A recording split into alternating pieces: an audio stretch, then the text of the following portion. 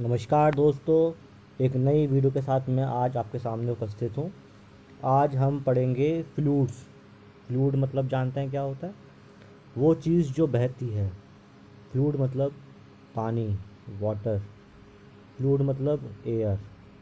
जो भी चीज़ बहती है उसको फ्लूइड बोलते हैं। चलिए बह जाते हैं इस वीडियो के साथ और हम आज नया टॉपिक पढ़ते हैं, फ्लूइड्स। फिज़िक्स का एक बहुत ही महत्वपूर्ण टॉपिक, और जानते हैं इसमें हम आज क्या पढ़ेंगे। चलिए स्टार्ट करते हैं। दोस्तों, आज का टॉपिक है जो हम पढ़ने वाले हैं। पहली चीज़ पढ़ेंगे हम एटमॉस्फेरिक प्रेशर क्या होता है। उसके बाद पास्कल लॉ क्या होता है, डेंसिटी एंड रिलेटिव डेंसिटी। उसके अलावा आर्किमिडीज प्रिंसिपल के बारे में पढ़ेंगे। हाइड्रोस्टैटिक प्रेशर क्या होता है और सरफेस टेंशन। ये कुल मिला के 6 टॉपिक्स हैं जो हम आज पढ़ेंगे। चलिए शुरू करते हैं। दोस्तों, पहला टॉपिक है एटमॉस्फेरिक प्रेशर। पहला देखते हैं व्हाट इज़ प्रेशर। प्रेशर क्या होता है? दोस्तों, pressure is equal to force upon area. Pressure का फॉर्मूला होता है force upon area. Force acting per unit area is called pressure. ये डेफिनेशन है। Force acting per unit area is called pressure. अब ये फोर्स जो है, ये जो प्रेशर है, अगर ये एटमॉस्फेयर, ये एयर लगाए ना, अगर यही प्रेशर जो है एयर अप्लाई करती है तो उसको बोलते हैं हम एटमॉस्फेरिक प्रेशर। हम जानते हैं कि ये हमारी अर्थ है। अर्थ के लगभग 3 से 4 किलोमीटर की डिस्टेंस तक एटमॉस्फेयर होता है। ठीक है।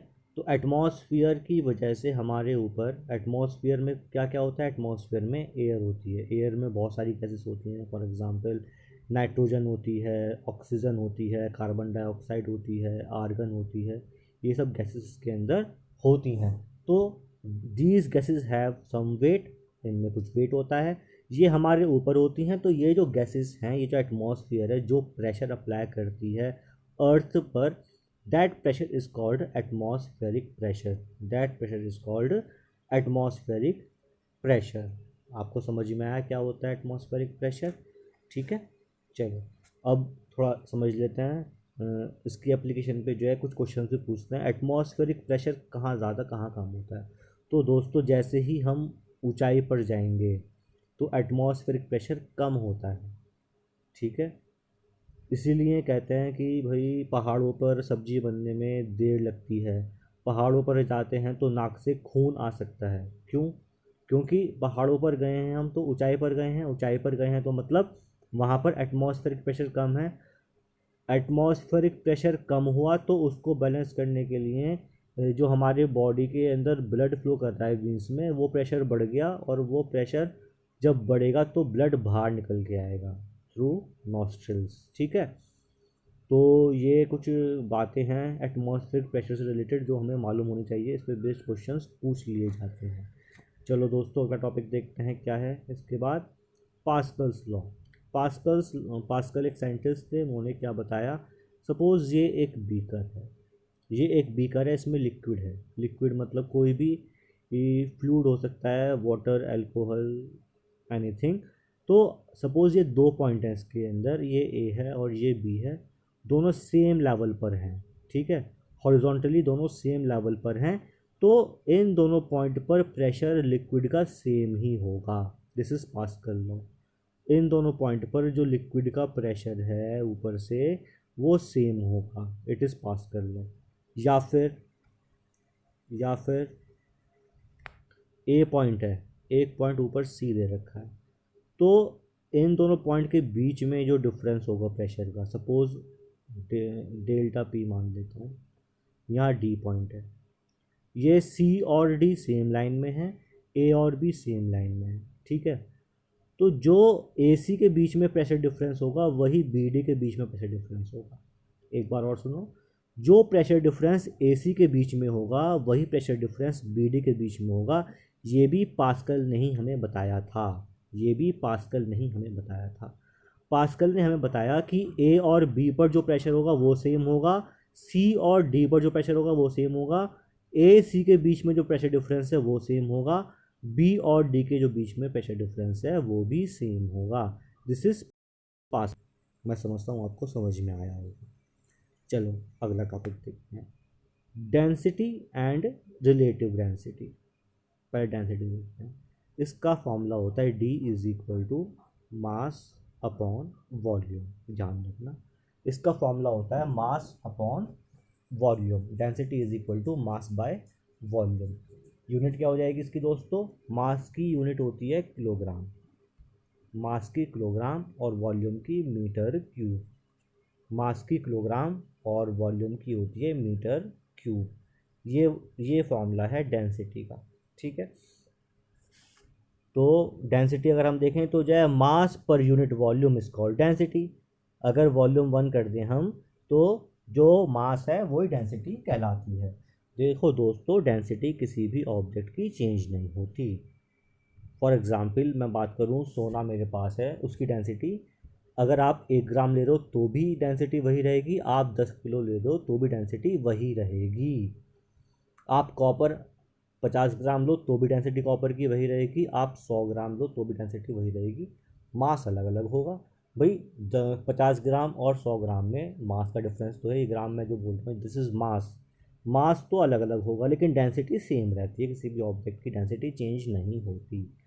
What is relative density? तो दोस्तों जब भी वर्ड आए ना रिलेटिव डेंसिटी, जब भी रिलेटिव कोई वर्ड आए तो मतलब हम किसी चीज़ से उसको रिलेट कर रहे हैं। तो यहाँ पर जो है हम बात करें अगर लिक्विड की, तो अगर हम वाटर के रिस्पेक्ट में किसी की डेंसिटी निकालते हैं तो उसको बोलते हैं रिलेटिव डेंसिटी। अगर मैं मुझसे कहा जाए कि जो है find the relative density of alcohol, ये बोला जाए मुझे, ठीक है, तो क्या होगा? Density of alcohol upon density of water. ठीक है, ये हो गया रिलेटिव डेंसिटी ऑफ एल्कोहल। तो relative density of any liquid can be found with respect to density of water. Density of water के रिस्पेक्ट में अगर हम किसी की डेंसिटी निकालते हैं, किसी अदर लिक्विड की डेंसिटी निकालते हैं, तो उसको बोलते हैं relative density of that liquid. अगर हम अल्कोहल की निकाल रहे हैं, density of alcohol upon density of water. अगर हम निकाल रहे हैं बेंजीन की, density of benzene upon density of water. अगर हम निकाल रहे हैं स्पिरिट की, density of spirit upon density in water. अगर हम निकाल रहे हैं कैरोसिन की, density of kerosene upon density of water. ठीक है, ये है रिलेटिव डेंसिटी। चलो आगे देखते हैं। Archimedes principal, very very very important, बहुत ही इंपॉर्टेंट है, बहुत एग्ज़ाम में क्वेश्चन आता है और बच्चे गलत करके आते हैं क्योंकि समझ नहीं पाते कि ये इसने बताया क्या। आज समझते हैं, ठीक है, और समझ में भी आएगा। आर्किमिडीज ने क्या बताया दोस्तों कि ये सपोज़ कोई बीकर है, लिक्विड से पूरा भरा हुआ है, पूरा भरा हुआ है। मैंने इसमें एक बॉल डाल दी, आयरन की बॉल है, सपोज़ इसका मास है m। ठीक है, जब मैं इसमें बॉल डालूंगा तो पानी बाहर आएगा या नहीं आएगा? बिल्कुल आएगा। कुछ पानी बाहर आया, मैंने इकट्ठा कर लिया।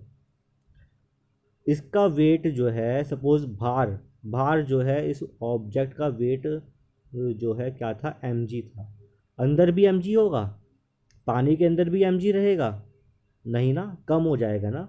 कितना कम हो जाएगा दोस्तों? जो वेट में कमी होगी वो ये जो पानी निकला है ना उसके वेट के बराबर होगी। इसके वेट में जो कमी होगी ना वो जो पानी निकला है उसके वेट के बराबर होगी। यही आर्किमिडीज ने बताया था। The apparent weight of the object when any body is partially or fully immersed in a liquid. मेरे वर्ड पर ध्यान देना।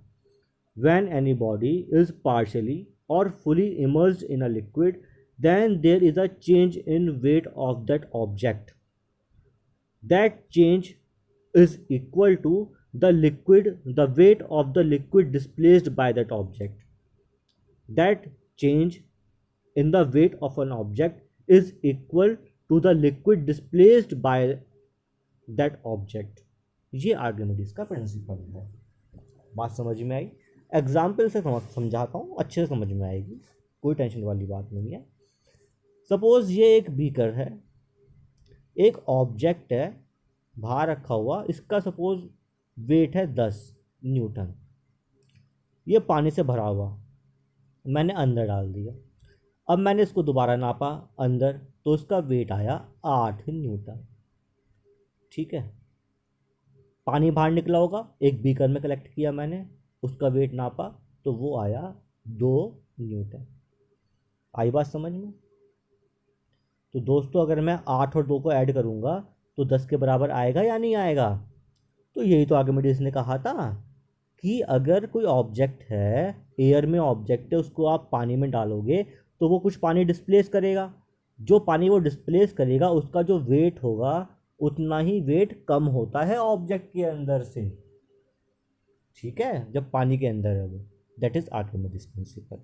मैं समझता हूँ आपको समझ में आया होगा। चलिए अगला है हाइड्रोस्टैटिक प्रेशर।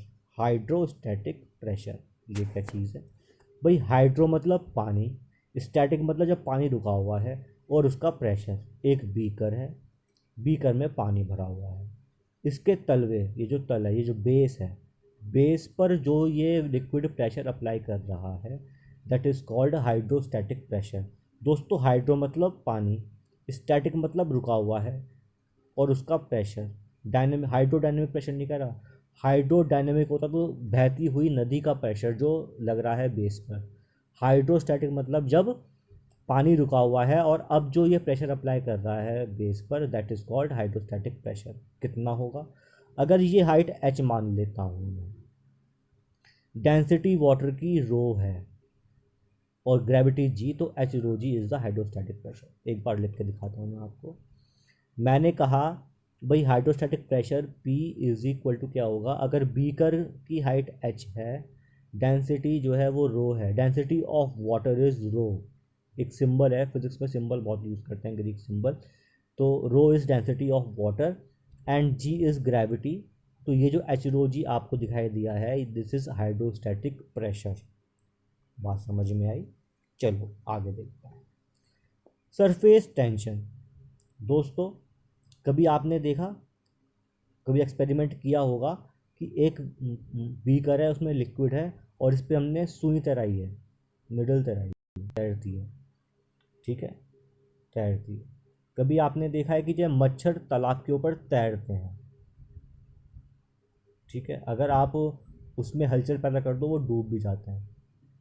ठीक है, तो मच्छर तालाब पर कैसे तैर रहे हैं? मच्छर में कुछ तो मांस होगा।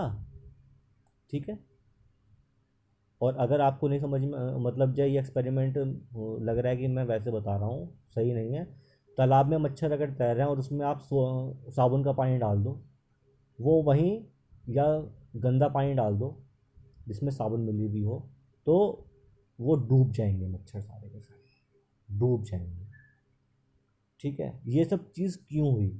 क्योंकि जो पानी है, water has a tension on its surface. जो वाटर है उसके सरफेस पर एक टेंशन होती है।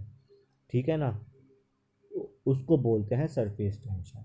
That is called surface tension. दोस्तों फॉर्मूला तो वही है टेंशन का भी, फोर्स अपॉन एरिया। टेंशन का फॉर्मूला भी फोर्स बाय एरिया होता है। Force acting per unit area is called, force acting on any surface perpendicularly on its unit area is called surface tension. ठीक है, कैसे निकालते हैं? सपोज ये एक सरफेस है, मैंने एक लाइन खींच दी बीच में, तो परपेंडिकुलरली इसके फोर्स लग रहा है, इसका एरिया सपोज ए है, इस सरफेस के परपेंडिकुलरली ऐसे आउटवर्ड जो है ना फोर्स लग रहा है एफ, तो F by A is called surface tension. इसके एप्लीकेशन बहुत सारी हैं, कैपिलैरिटी में हम यूज़ करते हैं इसका, कोहेसिव फोर्स, ठीक है, एडहेसिव फोर्स, ये सब चीज़ें सरफेस टेंशन टॉपिक के अंदर ही हम पढ़ते हैं। अगर आपको लगता है कि मैं इसको और एलेबोरेट करूं, आपको समझाऊं, तो प्लीज़ कमेंट बॉक्स में मुझे लिखिए, मैं इसके ऊपर एक वीडियो अलग से आपके लिए बना दूंगा।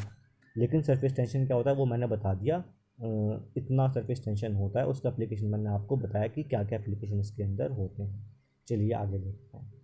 तो दोस्तों आज जो टॉपिक था वो सारे ख़त्म हो गए, जो मैंने बातें बताई, मुझे उम्मीद है आपको समझ आई होंगी। अगर कोई दिक्कत है, नहीं समझ में आई है, तो प्लीज़ कमेंट, दोस्तों कमेंट करना ज़रूरी है। कमेंट करेंगे तभी मालूम चलेगा कि आप मुझसे एंगेज हैं या नहीं हैं। वीडियो अच्छी है या बुरी वो तभी चलता है पता जब आपका रिस्पांस मुझे मिलता है। रिस्पांस दीजिए मुझे, अच्छा हो या बुरा, मैं हर रिस्पांस का वेलकम करूँगा। और वैसे ही अपने में इम्प्रूवमेंट लेके आऊँगा। और अगर आपको अच्छी लगती है तो प्लीज़ इसको लाइक करिए, शेयर करिए एंड सब्सक्राइब करिए। तब तक के लिए धन्यवाद। आपका दिन शुभ हो।